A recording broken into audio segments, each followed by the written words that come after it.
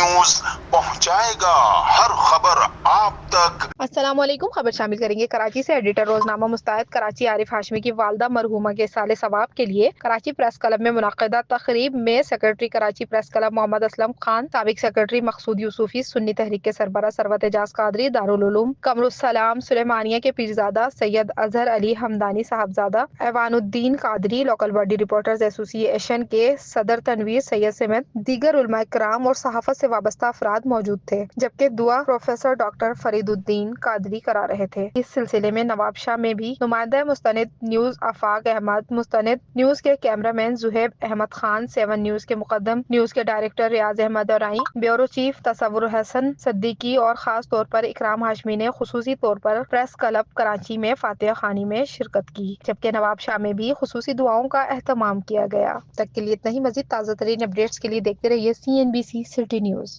इस वीडियो को लाइक करें, हमारे चैनल को सब्सक्राइब कर बेल आइकन जरूर प्रेस करें हमारी न्यू वीडियो सबसे पहले देखने के लिए।